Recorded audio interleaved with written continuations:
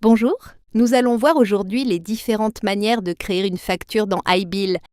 Avant de commencer, j'aimerais changer le mode d'affichage, car je préfère travailler en mode sombre. Pour rechercher un module, il faut aller dans le menu principal, représenté par cette icône en haut à gauche, puis cliquer dessus. On peut créer une facture directement en allant dans le module Facturation ou bien passer par le module Vente pour créer d'abord un devis que l'on peut ensuite transformer en bon de commande, puis en facture. Nous commencerons donc par la création simple d'une facture. Rendons-nous dans le module Facturation. Dans l'écran qui s'affiche, allez dans le menu en haut, cliquez sur Client, puis sur Facture client. On voit maintenant une liste des factures créées précédemment avec leur statut. Certaines ne sont pas payées et d'autres apparaissent en rouge car les délais de paiement sont dépassés. On peut également voir les factures non confirmées et celles qui sont déjà payées. Sans tarder, je vais créer une facture en cliquant sur Nouveau. Sur l'écran qui s'affiche, on choisit d'abord le client. On remarque que son adresse est remplie automatiquement car il a été créé au préalable. On peut ensuite ajouter les lignes de facture. Je choisis un article existant. Le prix unitaire est renseigné automatiquement, mais je peux le modifier si nécessaire. J'ajoute maintenant un autre article. Pour celui-ci, le prix unitaire et la taxe sont déjà correctement configurés. En faisant défiler vers le bas, on peut voir les totaux hors taxe et toute taxe comprise.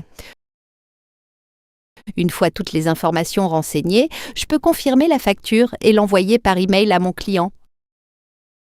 Un modèle d'email s'affiche dans une fenêtre. Il peut bien sûr être modifié. Ce sont des modèles que l'on peut configurer dans les paramètres. On peut également en choisir un autre. Des variables s'ajoutent automatiquement, comme le numéro de facture ou le montant total. Je clique sur « Envoyer ». Le client recevra un email contenant le PDF ainsi qu'un lien. Ce lien lui permet de consulter la facture dans son navigateur et de la payer en ligne si un fournisseur de paiement comme Stripe a été configuré. Si le client paie par un autre moyen, je peux enregistrer le paiement manuellement grâce au bouton prévu à cet effet. Les autres actions possibles sont l'impression ou le téléchargement pour conserver une copie locale. Revenons maintenant au menu principal pour voir une autre méthode de création. Nous allons passer par le module Vente pour créer un devis. Avant d'en créer un nouveau, faisons un rapide tour de la liste affichée. Comme pour les factures, on retrouve les devis avec leur statut. Certains sont encore en attente, d'autres ont été confirmés et transformés en commande client. Créons un nouveau devis en cliquant sur Nouveau. J'ajoute des produits comme précédemment.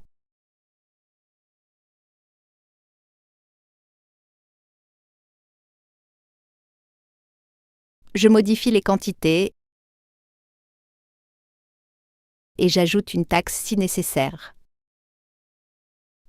À ce stade, je pourrais confirmer le devis, mais idéalement, c'est le client qui doit le faire. Je vais donc configurer le devis pour qu'il ne nécessite pas de paiement pour être confirmé, mais uniquement une signature. Maintenant, j'envoie le mail. Un message apparaît en rouge car nous sommes en mode simulation. Le serveur de messagerie n'est pas encore configuré. Dans l'email envoyé au client, il y aura un lien lui permettant de consulter le devis dans son navigateur et de le signer.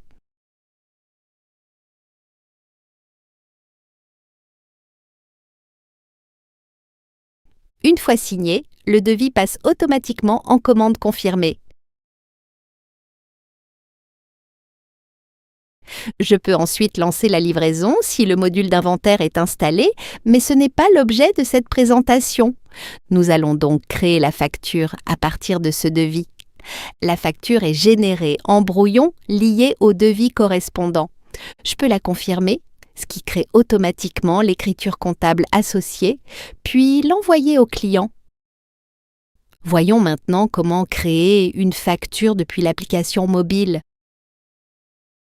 Je recherche l'application iBill, je mets le mode sombre et je vais dans Facture. Je retrouve la facture créée précédemment sur ordinateur. Je peux également l'envoyer par email depuis le mobile. Voyons maintenant la création directe depuis l'application. Depuis le menu principal, on peut créer une facture soit via le menu Facture, soit depuis la fiche d'un client. Je sélectionne un client, puis je clique sur Créer une facture. J'ajoute une ligne, je choisis un produit, par exemple une chaise. Si aucune TVA n'est définie, il faudra penser à la configurer. Sinon, elle devra être ajoutée manuellement à chaque fois. J'ajoute la quantité,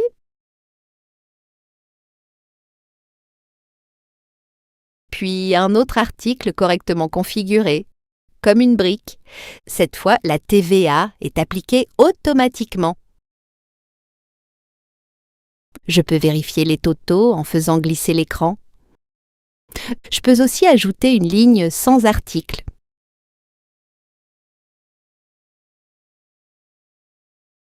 Par exemple, pour un forfait.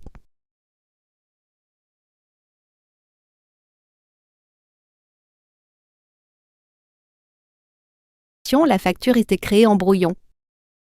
Après une dernière vérification, je peux soit la modifier plus tard, soit la valider immédiatement.